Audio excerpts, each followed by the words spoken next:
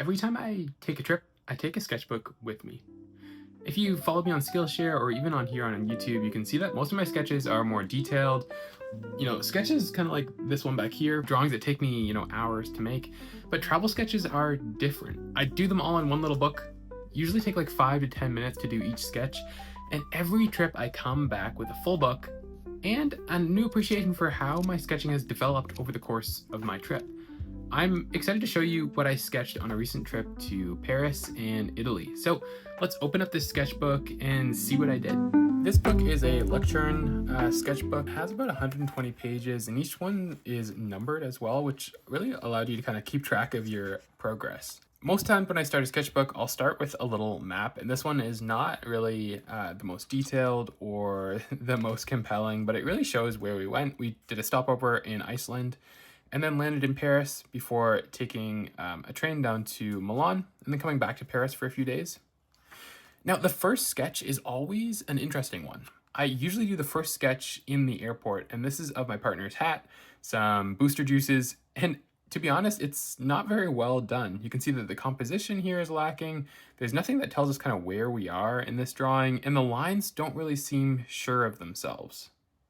You'll see as I go further on, I make better use of shading and use, the locations, textures, and scale to tell the story of where I am in the sketch a little bit better.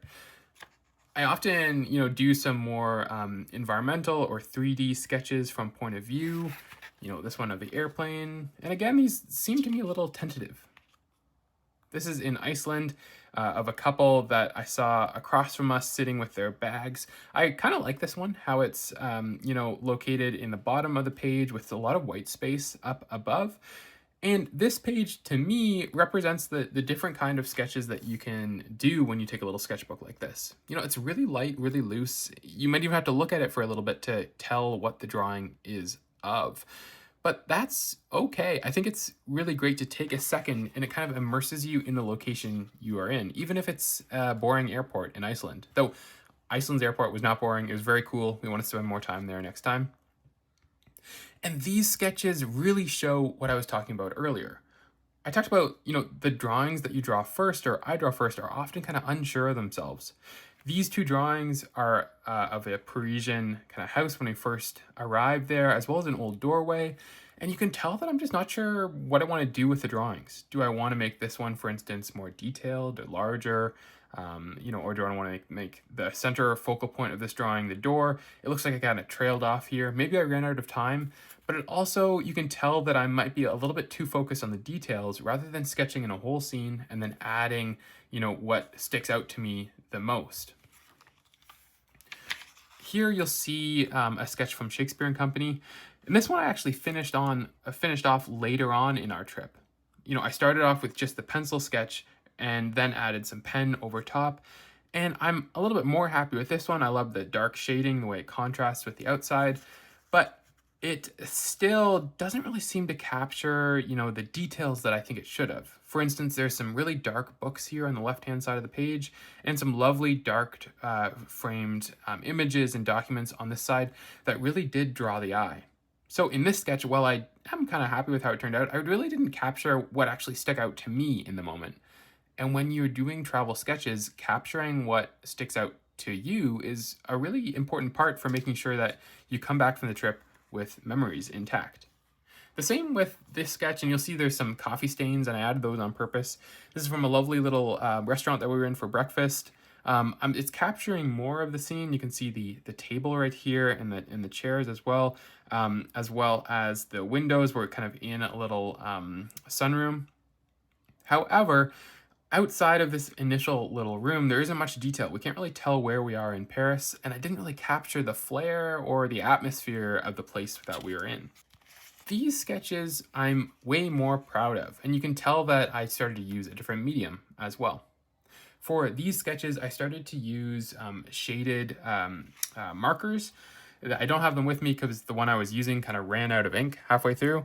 And I also switched to using this pen, which is a Tom Studio Lumos pen. It was surprisingly resilient throughout the whole trip. You can refill it infinitely, and they did not sponsor this video, but I am an ambassador for Tom Studio. So if you fancy a kind of a long-term investment pen, these are beautiful drawing instruments. I used it for the first time with these drawings, and you can see how the lines here are really sure of themselves. There's a lot of depth in the lines that I've drawn here, as well as the shadows, these really simple marker lines that I've added to each side of the drawing here. I think those add a lot of dynamism or interest to the scene. Strong shadows are a really important part of a travel sketch.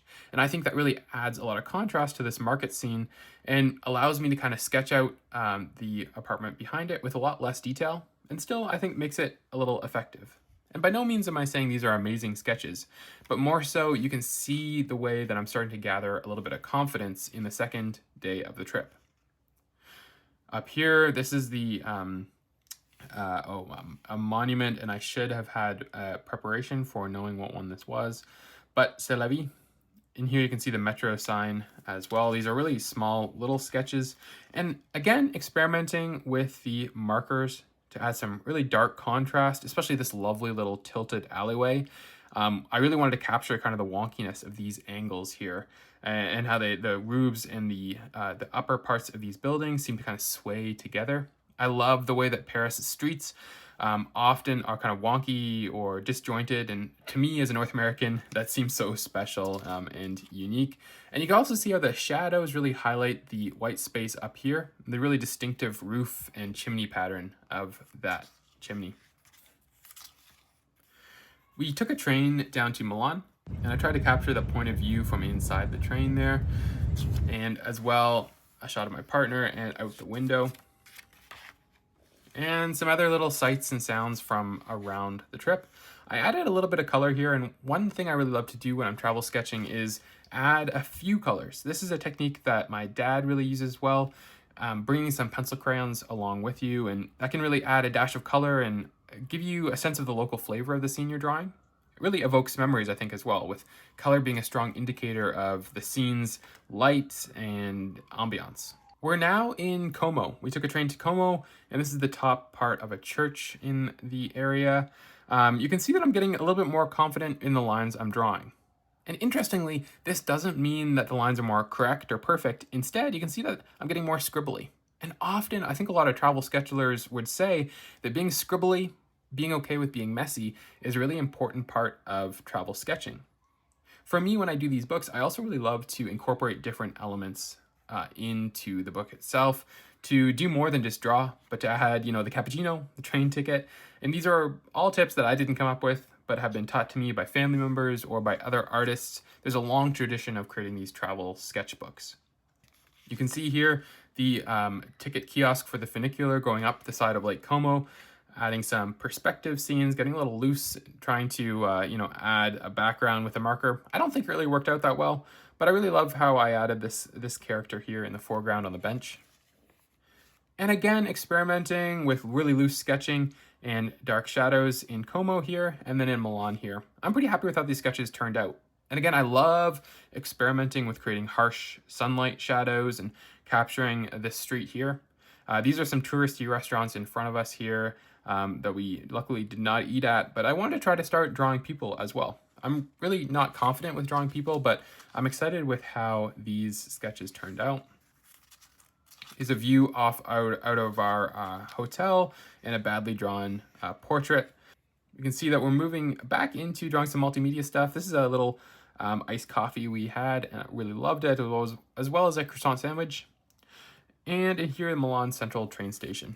You can see, again, just how important it is to be sketchy, to be loose, to be confident in being messy. I think that's a key thing that I've been trying to learn as I try to get better at travel sketching.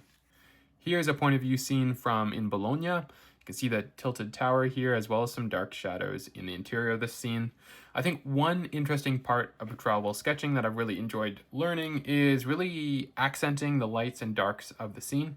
I mean, we're in shadow as we're sitting here, but trying to showcase the lights was a really fun challenge with this streetscape.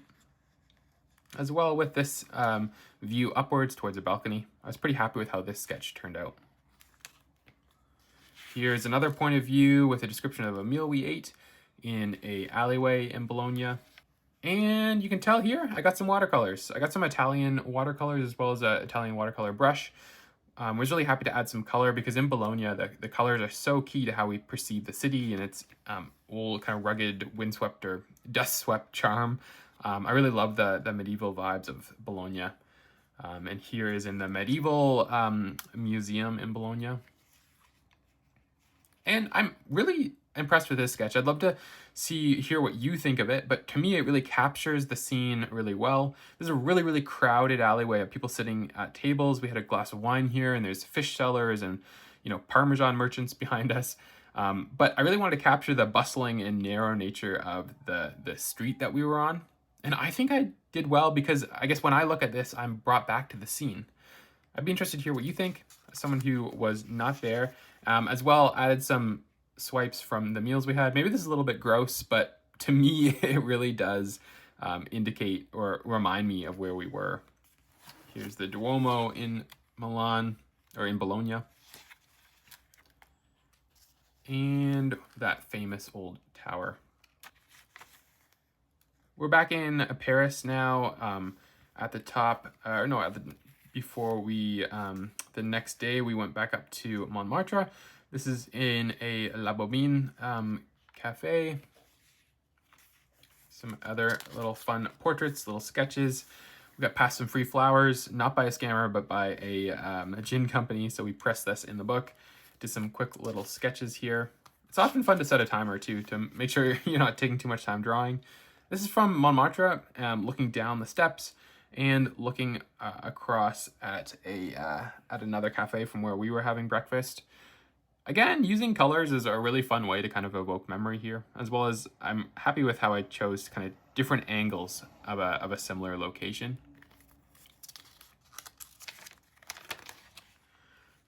One thing I also love to do is sketching things multiple times. This is the Sacré-Cœur, but I wasn't really happy with this sketch. So you'll see in a couple of pages that I tried it once more. And again, here is some really dark shadows of a street. Really tried to accent the shadows, and you can see that allows us to be a little bit lighter with the details that we add to the windows here. Some wine stains from a restaurant, and here's an overview of the city from the top of the Galleria Lafayette. And Paris's famous water fountains. A sketch of like a smaller individual thing from a trip can be really impactful as well. These are really key to our trip, filling up our water bottles like 5-10 times a day. It was really hot in Paris. Hopefully this might give you some inspiration as well. Search out these water fountains. They're lovely, nice cold water. You definitely will value them. Really happy with these two sketches. You can see this is the Sacré-Cœur number 2, painted with watercolors that I got at an art store called Charvin's, and I'll link that down below, as well as a view from a restaurant near the top of Montmartre, where we've got some Aperol Spritz. Really love the dark shadows here, especially over here. I got a little bit loose with the colors. I don't know if it worked out, but I do really love the sketch because I can remember where we were when I sketched it, eating some shawarma wraps, watching all the tourists and scammers all about.